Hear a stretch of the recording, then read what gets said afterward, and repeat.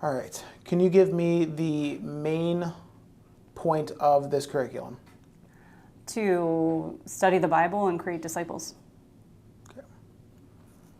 How is the curriculum divided? Divided? In terms of... Like how's it laid out? How's it laid out? Yeah. Okay. So it is divided into 32 weeks of curriculum.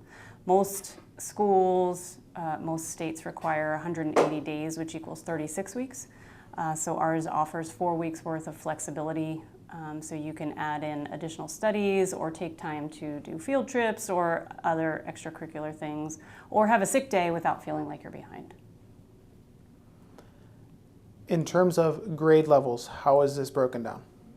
So we have 2 separate guidebooks. One covers all of your children from 1st through 6th grade, and one covers all of your children from 7th through 12th grade. And then each guidebook has accompanying workbooks, which are broken down at a more grade-specific level.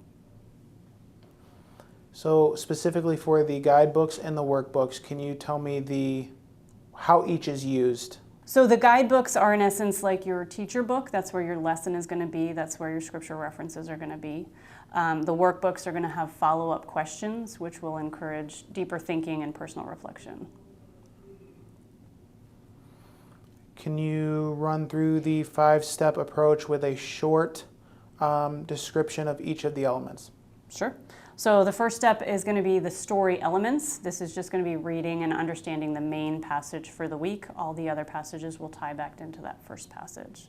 The second step is context, just understanding some of the background information of that main passage. The third step is going to be connections. You're going to connect other areas of Scripture to that main passage. A lot of times it's going to be thematic. So if you're learning about God's provision for Moses in the desert, you might look at other places in Scripture that show God's provision. Step 4 is doctrine. You're going to learn about doctrinal truth. What is it we should be learning about the Lord and or ourselves from this section of Scripture? And then the last step is application. So understanding how to utilize what you've learned to affect your life and make a change. So in terms of a daily requirement time-wise, how many days a week, how long does it take per day? Is there any flexibility in that? Absolutely. So we offer several different options as far as how to break out the curriculum depending on your preferences and your schedule. If you do it 5 days a week, I would say the typical time for elementary is going to be anywhere from 15 to 25 minutes, just depending on how many questions your kids have and what discussion ensues. For the older book, I would say between half hour to 45 minutes, just depending on how much your kid likes to write. You can do it 5 days a week, but it doesn't have to be Monday through Friday. It's very loosely organized. The elementary book is divided into day 1, day 2, day 3, day 4, day 5. The older book is simply divided into units, so you can divide it out however you want throughout the week. And again, as I said, since there's only 32 weeks worth of lessons, there's a lot of flexibility, so you can rearrange however you need to. In terms of translations, is there a specific translation that goes along with this? There is not. We simply offer the text reference and you read it in your own Bible. In terms of denomination, is there any denomination? We are non-denominational. We simply stick to the truths of Scripture and stay away from doctrinal and divisional issues. Is there any additional material that comes with the book, such as videos? So the elementary books, volumes 1, 2, and 3, also have a video that accompanies them. Can you give a brief description of what is in the videos? Sure. The videos are about 5 to 7 minutes each. It covers most of the information that's presented in the guidebook in a video format, so it'll be interactive and fun for the kids to watch. There is a split of ages 1 through 6 and 7 through 12. Mm-hmm. Is the scope and sequence the same? It is not. The idea is that if you start your kid with our curriculum in first grade, they can go all the way through 12th grade without repeating any information. So they will continue to grow and deepen in their faith and in their knowledge. So the scope and sequence is not the same. if my kid is younger than first grade, how much younger do you think they could start a curriculum like this? Or do we need to stay within the bounds of what the curriculum says? So it is recommended for 1st through 12th grade. Not all first graders might have the attention span to sit through it, and you might have some 3 or 4-year-olds that might be able to sit through it. It's really going to depend on the child, but it is very versatile that you can make it so that your younger ones can participate as well. Are the volumes in order? So when we created the curriculum, we put them in an order that made logical sense to us, but they are not in chronological or biblical order, so to speak. They also do not build upon one another, so you don't necessarily have to start with volume 1. You can start wherever you are. Does each year of material go all the way through the Bible? Cover to cover? No. You will cover Old and New Testament back and forth in each volume, but you won't necessarily cover every single book of the Bible in every volume. And there are some books that are never covered. I mean, we don't talk about Song of Solomon. There are some things that we don't cover at all. So, because I was asked that, by the time they graduate, will they have read every book of the Bible? No. Are there tests? We do have tests provided. They're completely optional as to whether you want to use them. We have them in the elementary book as well as the 7th through 12th grade book. Can this be used as a family devotional? Absolutely. There is a lot of information in here that is wonderful to engage the family in discussion and in learning together. We've had quite a few people who buy it as a devotional and sit down and do it after dinner as a family and go through and learn together. Do I have to buy both books? Meaning the guidebook and the workbook? You do not have to buy the workbook, but it is highly recommended. You're going to learn a lot of information in the guidebook, and the workbook is a way to reinforce that information and to help you think critically about it and to apply it personally. Again, we're trying to make disciples, and part of that is making sure that you understand how to apply it to your life.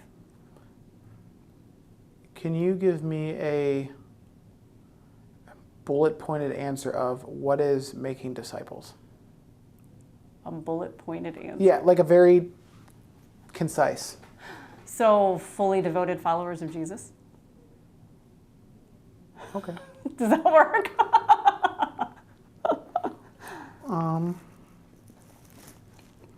Kids that are going to go out and live in a way that honors Jesus, not just kids that know about Jesus. What do we offer that a majority of the other similar curriculums do not offer? So again, we are focused on discipleship, not just on knowledge. There are a lot of curriculum out there that offer you information and give you tests to make sure that you learn that information, but they're not focused on changing lives, which is what we are focused on. We also use that 5-step approach, which is the same 5 steps they use in seminary to encourage pastors and help them to learn how to discern the word and how to make those connections throughout Scripture. Okay, so I know. So the next question is: I know that we're doing 6 volumes, or we're doing how many volumes is like the end goal? 6. Mm-hmm. So you do 1st through 6th in elementary, 1st through 6th grade, volumes 1 through 6, and then you go back to volume 1 and do volumes 1 through 6 in the older level. So it's 6 volumes, but 12 years because there's two different books for each volume. You met LifeStone first at one of these conventions, right? Mm-hmm. What were you personally looking for at the time? I was searching for several different things for my oldest, but the main thing that I wanted to find was a good Bible curriculum. What did that look like? What were your questions? So really the problem for me was the year before he had done a Bible curriculum from one of the big name companies, and the curriculum consisted of 3 tiny little books. And my son was very disheartened that he had to study and take tests about the books and really wasn't touching Scripture. This was considered a Bible curriculum. So I wanted to find something that was called a Bible curriculum that you actually studied the Bible. Anytime you have somebody that comes up to the booth that says, I'm just starting to look around, I want to compare, I want to see what else is out there, I will encourage them to do so. I'll say, please look at other Bible curriculums, compare what they offer, and regardless of what you decide, please come back and tell me. Because if you found something that you feel is better, I want to hear about it. Because I do. If there's something better out there, I want to know why people think it's better so that we can change ours to meet with whatever it is they're looking for. You know what I'm saying? So I always tell them, feel free, walk around, look around and tell me what you find. But because I'm a homeschool mom and because I've been in this a long time, my oldest is going to be a senior next year. I've been doing it a long time. I tell them I've looked at a lot because I have. And this is one of the most comprehensive and solid curriculum that are out there. So I'm not afraid to challenge them because I know what's out there. But it depends on what they're looking for. If they're looking for the fluff, if they're looking for the pretty, this isn't it. So they might find something else that they like better. Doesn't mean it's better. That's why I always want them to come back and tell me, what did you find and why did you like it better? Next one, actually an interesting question. I just came up with this one a little bit earlier. Mm-hmm. You know how everybody sees discipline instead of disciple? Yeah. Like actually... Did you have anybody do that? Multiple. Multiple. So, because that draws people over, people are now over in the booth. Yeah. The person, I just came up to you, what is discipline? Engage me and turn this into a conversation, and then you can just stop as soon as you get into discipleship and the curriculum. So you actually had people come up and say, what's discipline? Yeah, or so I thought that said discipline. And it was so many times that we may as well take advantage of the fact that it brought them over to the booth. I know. And turn it into a conversation. Yeah. It's bringing people over. So I'd like to have some strategies on how to turn that, to kind of wrangle that in and turn it into let's talk about what we're actually selling. Right. But you know what? Studying the word is a discipline. So you could absolutely turn it around and use that. I mean, they're thinking about, who's smacking your kid, probably, or who's putting him in timeout or whatever they consider discipline.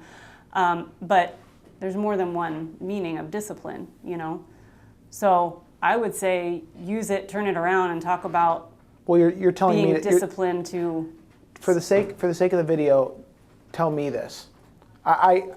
What is discipline? Okay. What does that even mean? So I would correct them first. Is that what you want Correct me to do? Okay. It happens so many times that I'm looking for a strategy to turn it into a useful conversation. Okay. So it actually says who is discipling your child, but when we're talking about discipling is a discipline because it's something that should be constant. You should always be teaching your kids and training them up in the way of the Lord. Okay, and then from there, good. Yeah, no, it's a strategy to get us onto the right page, and then from there you could, speaking of that, blah blah blah. This is whatever. Yeah. Okay. Yeah. So that was. All right. So next situation here. I'm looking at the background. I'm looking at the display. I haven't necessarily engaged you. Engage me. Do you have a good Bible curriculum? Give me another one. The reason I like that one is because it forces them to answer you. If you say, are you looking for a good Bible curriculum? They're just going to say no and keep walking. So when you ask them if they have one, they're forced to give you an answer, and then you can go off of that. If they say yes, I ask them which one, and I ask them what they like about it. If they say no, then I say, can I tell you about what we have? Another situation that I saw frequently is it seems like there's little cliques of moms that walk around. Mm-hmm. Yes, they usually come in friend groups. Very common. Yeah. So, from your experience, you're talking to my friend over here, but I'm kind of listening in the background. Strategies to kind of bring me into the conversation and engage me as well.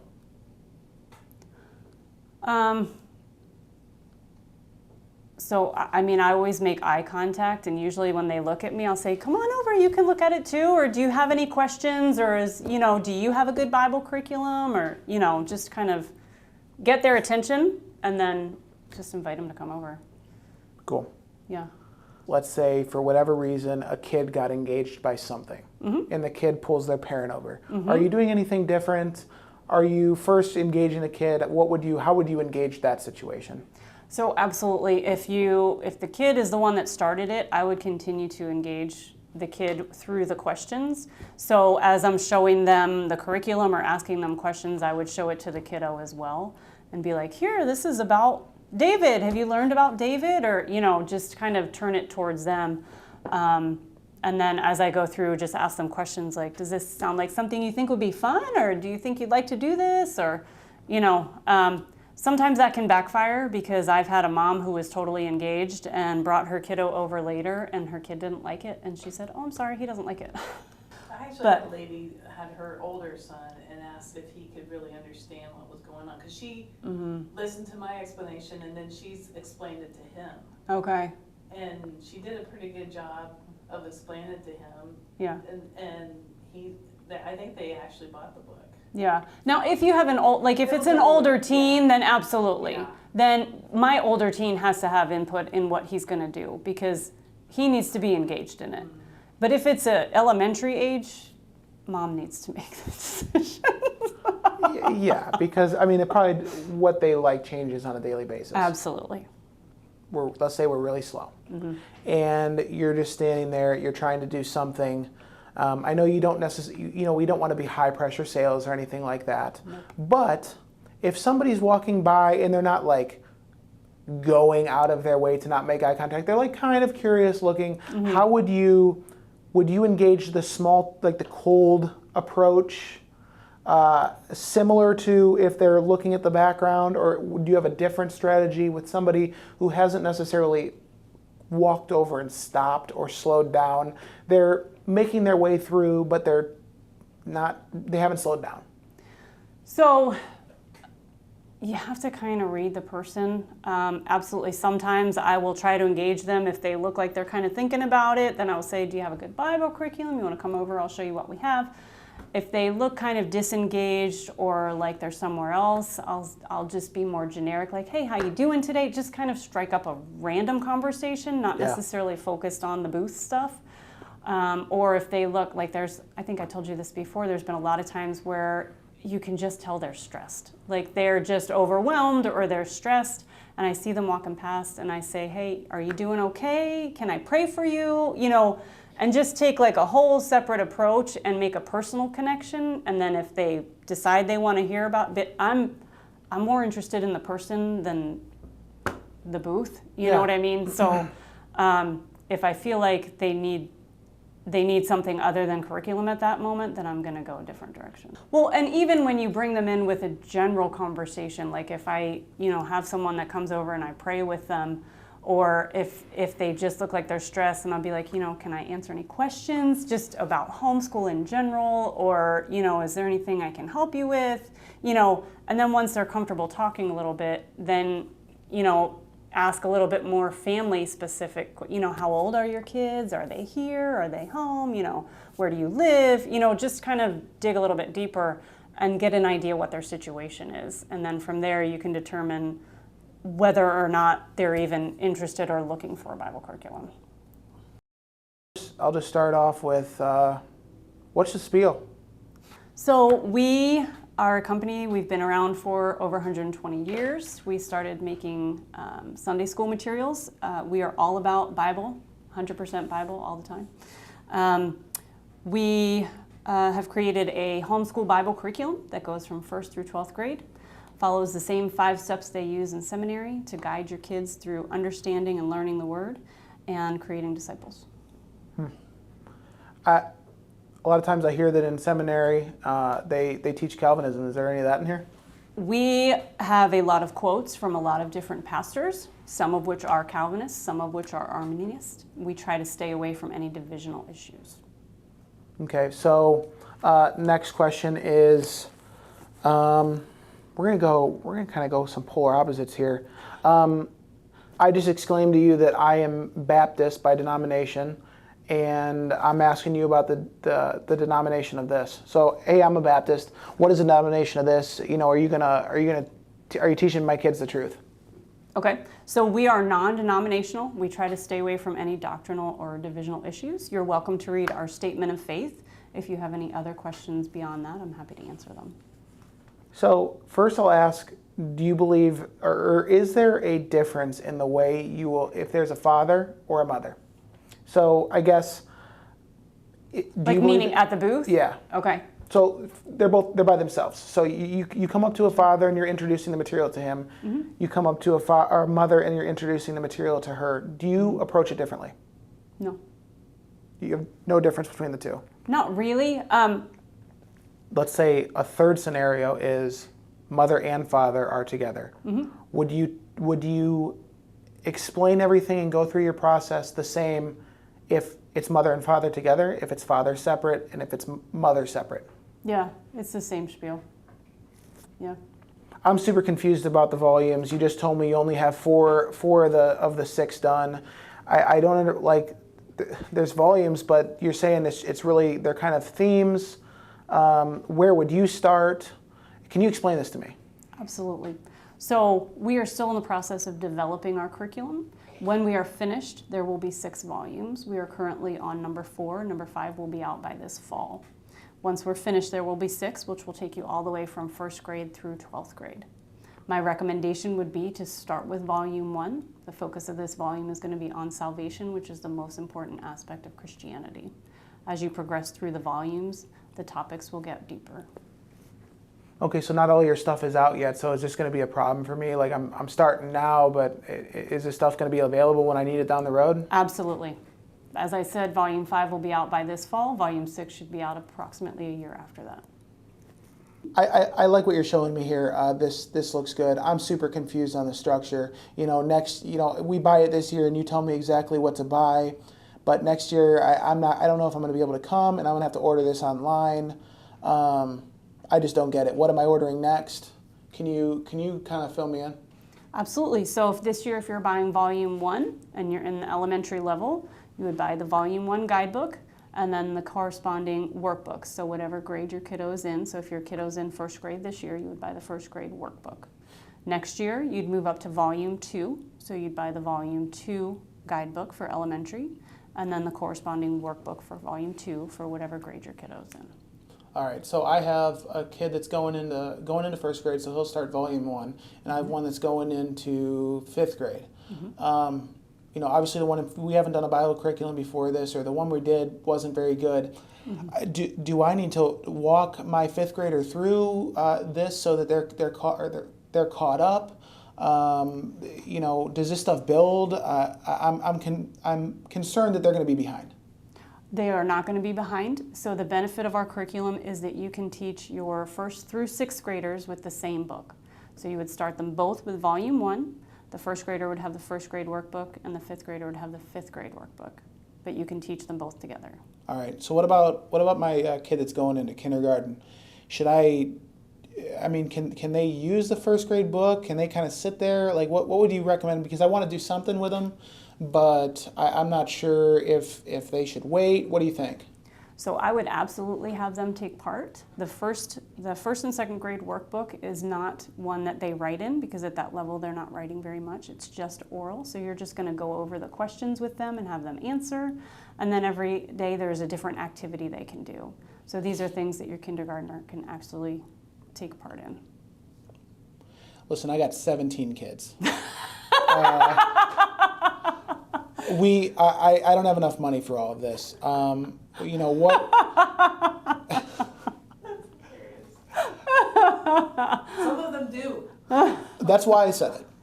Listen, so I have 17 kids and I want to get them into this curriculum, but listen, I do not have the funds to buy all of the books all at the same time. How can I do something? What's the minimum I can do that'll get my whole family into this? Absolutely.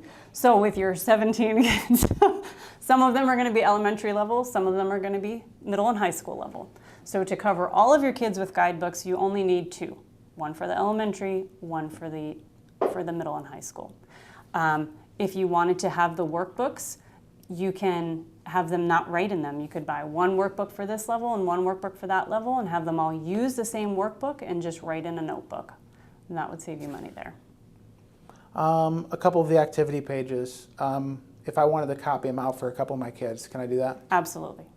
Listen, we only have, with my 17 children, we only have 30 minutes a day because we're cooking the rest of the hours of the day.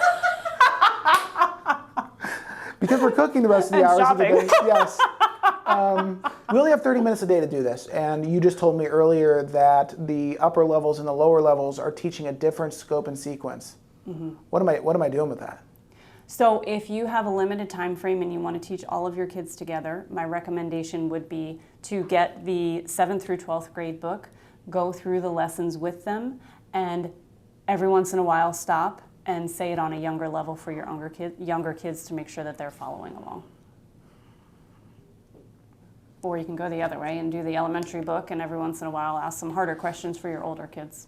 I'm going to ask the following question from two different perspectives. So, first one is, this is a brand new homeschool parent. Their kid is young. Mm-hmm. They're just starting off. Can you explain to me the 2-book system? I'm brand new to homeschooling. How am I teaching my kid out of the one book? What am I doing with all this? The 2 books meaning the 2 guidebooks or the guidebook and the workbook? Yes. Okay, Sorry. sure. So most curriculum is formatted in that way, where you have a guidebook or a teacher book or however they want to call it, and then you have a workbook for the kid to do.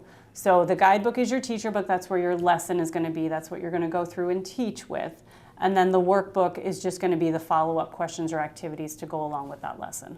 Same exact question, different perspective. Mm-hmm. I'm a homeschool parent. I've been teaching my kids, all of the core subjects, the state mandated core subjects from this big name brand. I am looking to add a Bible curriculum.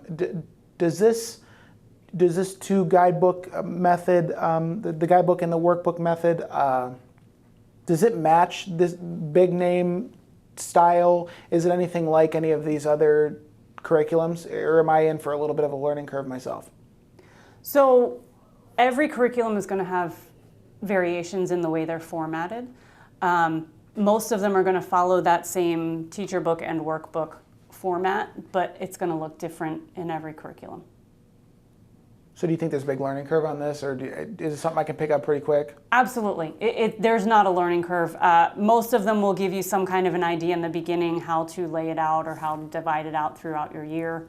But most of it, this is just read and go. There's no preparation necessary.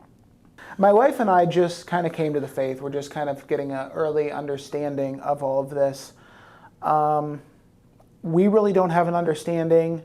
But we want to get our kids into it because we believe this is the right thing to do. Obviously, we're starting off a little behind. Is there enough here to walk us through this? Do we need to have some pre-knowledge?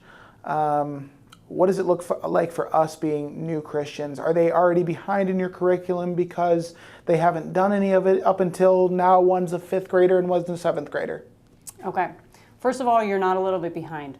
If you're a Christian, you are ahead. So don't ever think you're behind. Second of all, our curriculum is written in a way that it will challenge brand new believers as well as believers that have been in the faith for a long time. You are going to be able to sit down and read and learn along with your kids. This is not anything that requires any foreknowledge. It will teach you as you go. You guys are a brand new company. I've never heard of you before. I like your stuff, but how can I trust you? We are not brand new. We've been around for over 120 years. We started making Sunday school curriculum back in the early 1900s. It's just very recently that we added a homeschool Bible curriculum to our material list. So we've been teaching and studying the Word for over 120 years. What do you bring in this situation? I'm out of character now. That's okay. Would you bring up in this situation Union Gospel Press? Would you say that name? Yes. Yeah. Because a lot of times when you say that, a lot of people will recognize it. They'll be like, oh, we use that in our church and so, whenever. And usually, I don't know if you're planning on bringing it, but usually we would have UGP stuff there as well. And we'd say, we started doing Sunday school materials as Union Gospel Press, and I would kind of point to it. And recently we just changed our name. We're still the same company, and we've developed a homeschool curriculum. So we've used our 120 years of Bible knowledge and applied it to a homeschool arena. Hey, so I did last year. I really liked it. I did volume 1 with my kids, and I'm noticing some of the wording's different here in volume 2. Did something change? Is it still the same stuff? What's up with this? What do you mean different wording? Well, you said specifically that there's different terminology used, different verbiage used. In Oh, different not things. between the elementary and the high school level. Oh. Yeah. Okay, well, That's my what I question didn't kind mean of to goes like- confuse you. Yeah, because like I said, the discovery guide for this one, hold on, let me see where it's at in here. Yeah, so this one says discover, investigate, connect, focus, illuminate, and this one says story elements, context, connections, doctrine, application. You're still covering the same 5 areas, they just use different verbiage. Okay, so you said you were non-denominational. I am. The denomination doesn't matter here, but I'm just going to pick on one. Okay. I'm Baptist, and I believe this particular Baptist belief. And if you're not teaching this, then you're not teaching them the truth. Okay.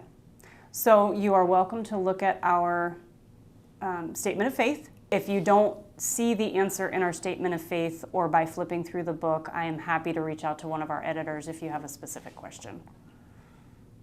Because they can't expect you to know all the information that's covered in all of the volumes. Again, I specifically had the question of, hey, you're walking me through this year, but I'm gonna be honest with you, it's a little confusing. You explained it to me, I understand it now. I don't know if I'll remember this for next year. I can't be here. I don't know how to order this for next year. And I know you're talking about the different volumes, but then you're saying it's out of order, or it could be out of order. It doesn't necessarily need to go into order. So I just don't know what to do. So if for some reason next year you're not able to come to a convention, we are happy to answer questions anytime if you call our customer service line.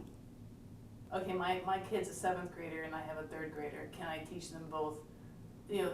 Are they going to be on the same subject? Mm-hmm.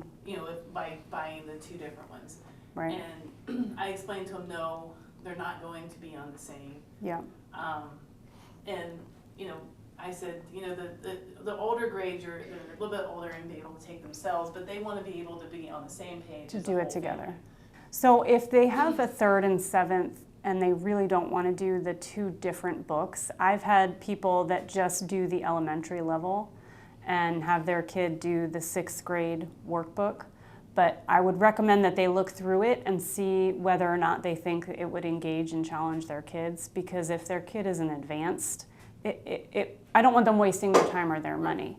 But it is an option. So some of them have looked through and they're like, oh yeah, this is great. Just enough that it reinforces and they can go through and answer a couple of questions. This will be great. So I have had people that have done the younger book with a 7th grader just because they didn't want to do 2 different ones. Was there So- a 12th grader? Yeah, no, I wouldn't. I would go the other way at that point and say, So go up? I would do the 7th through 12th, and then don't worry about a workbook for the younger one. Just go through and go over it. You know what I mean? Ask questions as you go, or look through the 7th through 12th grade workbook that you're buying for your older kid and maybe pull out 1 or 2 questions that you think would be appropriate for your younger one, and just kind of homemake your own. So what you're looking for is a little bit of a homemade solution. So here are our recommended homemade solutions. We don't necessarily have a direct solution for what you're looking for. Is that? So I would stay away from anything negative, like we don't have that solution, because that's all they're going to hear. I would focus on, we have tried to make our curriculum as user-friendly and as easy as we can, but there's a big difference between a 1st grader and a 12th grader. So we've divided it in half, trying to group the younger ones together and the older ones together. And sometimes families have kids that fall, that have 1 on each side. In that case, you can either try to bring your younger one up, bring your older one down, or do 2 separate books. Devil's advocate. Mm-hmm. I just don't understand why you guys, it can't be all on the same topic and you just, bring it down to the different levels of each of the different students. Like why does it have to be a totally different scope, a totally different topic for my younger and older kids? I want them all to be learning the same thing at the same time, obviously at their maturity level, but the same topic. I can't get past that. Sure. Well, so the goal is that we want people to be able to use our curriculum from 1st through 12th grade without having to repeat the same information. So we always want to be engaging our students and teaching them something new. I'm going to use a name because I need an example. We use master books for our history and our science. So when you get to the high school level science and history, it doesn't have to be in any particular order. So the way they do it is so it might say biology, and then it says grades 9 through 12, meaning you can do it in any of those grades, and here's the topic, it's biology. So ours should say grades 1 through 6. Salvation. Right, whatever. Whatever that first scope Whatever, is. yeah, our faithful God. Yeah. So that they should do it that way as opposed to volumes. I feel like it would be less confusing. Hey, last year I bought your book. You have this one displayed here. I got a totally different cover. What's up with that? Did the books change? Did you guys change? What's up? So these don't say LifeStone on them, do they? Yeah, see, these are still UGP, which could be an explanation as to why we changed the covers, maybe, because the name of the company changed. So You we could kind use of rebranded our whole thing. Yeah. We had some of these printed. They're the same book. We had some of these Same printed book, just before the changed the rebrand. cover. Right. Since the rebrand, we did an updated cover. The content is still the same. We're working to phase out all of those products, Yeah, but it is the exact same content. yeah. Okay. Hey, there's a lot of one-stop shops around here. They do offer Bible curriculum. These big companies do a lot of research into the curriculums that they provide with their packages. Mm-hmm. You guys think you're the best? Or why aren't you in their packages? Why aren't they offering ours, you're Yeah. saying? Why isn't your material in their one-stop shop packages? That's an interesting way to ask that question. So we have been creating our own Bible curriculum, like I said, for 120 years. We've just pivoted and added a homeschool edition. These other companies, they outsource, they hire out, they find people to write them Bible curriculum, but they're also writing English, and they're also writing Spanish, and they're also writing history, and they are not spending the time and energy to research and make it a comprehensive Bible curriculum like we are. Why do we not offer history, math, English? Because we are focused on making disciples. It's hard for me to trust you. I've never heard of your company, and there's all these big companies that are selling Bible curriculum. Why should I trust you? So as I mentioned, we have been around for over 120 years. We have a long history in the United States of giving people Bible materials and resources. You're welcome to look through our books and ask any questions you might have.